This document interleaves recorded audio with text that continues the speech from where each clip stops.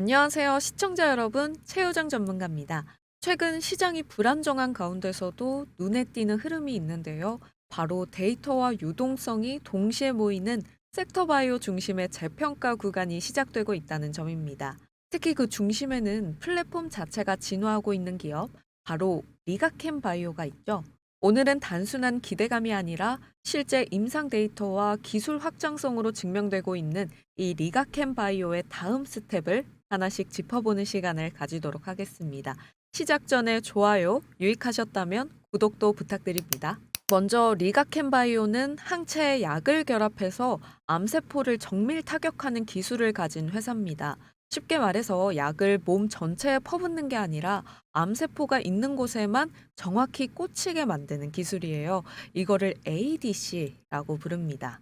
지금까지는 이 기술이 불안정해서 약이 도중에 새거나 부작용이 커지는 경우가 많았는데요. 리가켄바이오는 이 약을 연결하는 고리의 링커와 실제 폭탄 역할을 하는 약물 페이로드를 패키지처럼 한 번에 맞춤 조합할 수 있는 플랫폼을 만들었습니다. 제약사들이 리가켄바이오의 기술을 빌리면 기존의 약을 훨씬 정밀하고 안전하게 바꿀 수 있게 되는 거죠. 이제 구체적인 약 이야기를 해보겠습니다. 리가켄바이오의 대표 후보인 이 LCB14는요. 이미 중국 파트너사를 통해서 임상 단계에 들어갔는데요. 실제 환자들에게 써본 결과 기존 치료제보다 암이 줄어드는 비율이 더 높고 부작용은 더 적었다는 데이터가 나왔습니다. 약이 더 정확히 암세포를 찾아가고 몸 전체에는 부담을 덜 준다는 의미라고 볼 수 있죠. 이게 바로 리가켄 바이오 플랫폼이 가진 정밀도의 힘입니다. 두 번째 파이프라인인 LCB84는 이미 미국 FDA 허가 준비에 들어갔는데요. 2026년 허가 신청을 목표로 잡고 있고, 세 번째 후보인 LCB71 역시 내년 말 국제 혈액암 학회에서 발표될 예정입니다. 그 발표에서 좋은 결과가 확인되면 리가켄바이오는 단순한 개발사가 아니라 글로벌 신약 파트너 기업으로 올라서게 됩니다. 중요한 건 이 기술이 단지 한 가지 약에만 쓰이는 게 아니라는 겁니다. 이 플랫폼을 이용하면 다른 제약사들이 만든 후보 약물에도 적용할 수가 있겠죠. 이미 일본의 대형 제약사 에자이와 글로벌 빅파마 아스트라제네카가 리가캠 기술을 도입해 실험을 진행하고 있는데요. 이 회사의 플랫폼은 하나의 약이 아니라 전 세계 제약사들이 신약을 만들 때 꼭 거쳐가는 기술 기반이 되는 단계에 와 있습니다. 이게 바로 리가캠 바이오가 플랫폼 기업으로 불리는 이유입니다. 정리하자면 LCB14는 이미 암세포 타격 효과를 입증했고, LCB84와 LCB71은 각각 미국 허가와 국제 발표를 앞두고 있습니다. 게다가 이 기술을 쓰려는 제약사들이 늘어나면서 마일스톤, 로열티 같은 달러 수익 구조도 만들어지고 있죠. 단순히 신약 개발 기대주가 아니라 데이터와 실적이 동시에 쌓이는 성장주로 바뀌고 있다라고 볼 수 있습니다. 이 플랫폼이 글로벌 표준으로 자리 잡는 순간 그 가치는 단순한 신약 한 개의 가치가 아니라 ADC 시장 전체를 움직이는 기술 인프라의 가치로 평가받게 될 겁니다. 여러분, 시장이 흔들릴 때일수록 돈은 결국 검증된 데이터와 달러 흐름이 만나는 곳으로 모입니다. 그 중심이 지금 바로 리가캠 바이오인데요. 곧 다가올 FDA 협의 결과, 글로벌 학회 발표, 추가 파트너십 뉴스가 이 기업의 플랫폼 가치를 완전히 드러내게 될 겁니다. 이제 중요한 건 그 발표가 실제로 어떤 의미를 가지는가입니다. 그 데이터가 공개되는 순간 시장이 어떻게 반응할지 그 다음 흐름을 바로 살펴봐야겠죠? 여러분도 다들 잘 아시겠지만 시장은 늘 같은 패턴을 보여줍니다.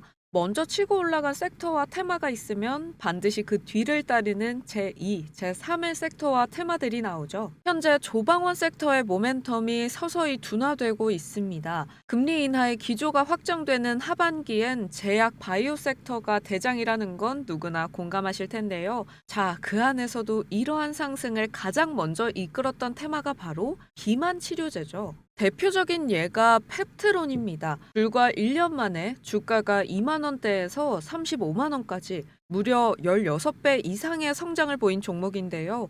1,000만 원만 투자했어도 2억에 가까운 수익이었을 겁니다. 이러한 펩트론을 시작으로 D&D 파마텍, 일동제약, 인벤티지랩 등 많은 종목들이 신고가 근처까지 올라오면서 비만 치료제 시장의 파급력을 확인하실 수가 있는데요.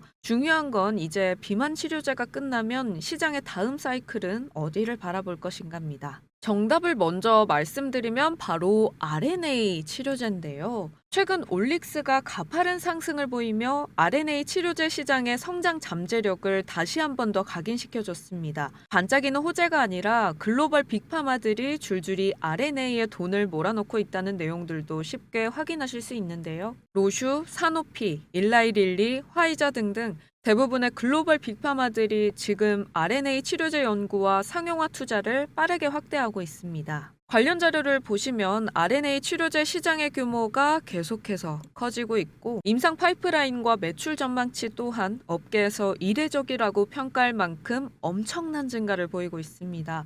기존 항체나 단백질 치료제는 특정 세포를 표적해 제거했다면 이 RNA 치료제는요.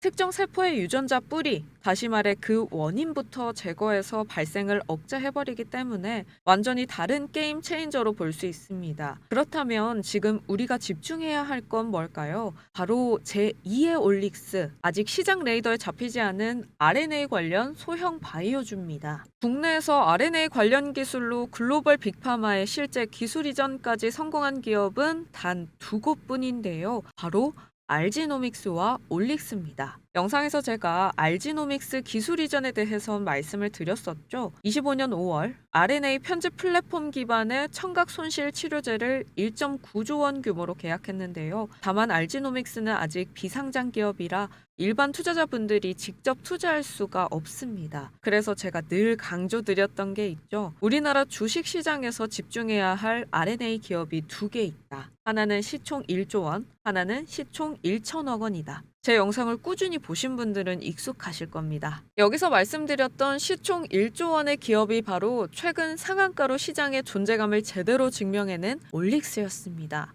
그렇다면 이제 남은 건 뭘까요? 바로 아직 시장에 잘 알려지지 않았고 이제 막 출발선에선 시총이 1천억 원 안팎인 후발주자입니다. 제가 직접 IR팀과 통화하고 자료를 확인한 결과 중장기 성장 가능성이 충분할 뿐더러 올 하반기 텐베거 후보로 부각될 가능성이 높다고 판단이 든 종목인데요. 이 기업이 아직은 시장의 관심을 제대로 못 받고 숨어있는 상태인데다 흡트론이나 올릭스가 초기에 그랬듯이 시총이 작은 기업일수록 한번 불이 붙으면 폭발력이 어마어마합니다. 그리고 실제로 지금 외국인 매수세가 서서히 들어오고 있는데요. 제가 이 종목을 여러분들께 좀 공개를 해드리고 싶은데 해당 종목이 아직 시가총액이 너무 작잖아요. 그래서 영상을 통해 구체적으로 언급하면 시세 왜곡과 변동성이 커질 수가 있어서요. 올릭스도 최근 상한가가 나오면서 시장에 공개가 됐기 때문에 이제야 말씀드릴 수 있는 거지만 제가 영상에서 해당 종목을 대놓고 말하면 선취매 의혹부터 시작해서 주가를 조장하는 세력의 사주를 받았냐는 등 다양한 논란이 생기기 때문에 시원하게 말씀 못 드리는 점 양해 부탁드립니다. 그래서 이렇게 진행하려 합니다. 앞으로도 함께 도약할 수 있도록 구독 꾹 눌러주시고 이 영상 하단 고정 댓글 링크 통해서 신청을 해주신 분들께 자료를 보내드리려고 합니다. 구독자라는 게 인증이 된다면 100% 무료로 제공할 예정이니까요. 꼭 받아가셔서 올 하반기 큰 수익 내보시길 바라겠습니다. 비만 치료제 다음 대장은 RNA 치료제입니다. 올릭스의 상한가는 신호탄일 뿐이고요. 상승이 시작되면 가장 폭발적으로 움직일 텐베거 바로 이 종목일 거라고 저는 좀 보고 있거든요. 놓치지 마시고 이번 기회 꼭 체크해 보시기 바랍니다. 오늘도 영상 시청해 주셔서 고맙습니다. 최유정 전문가였습니다.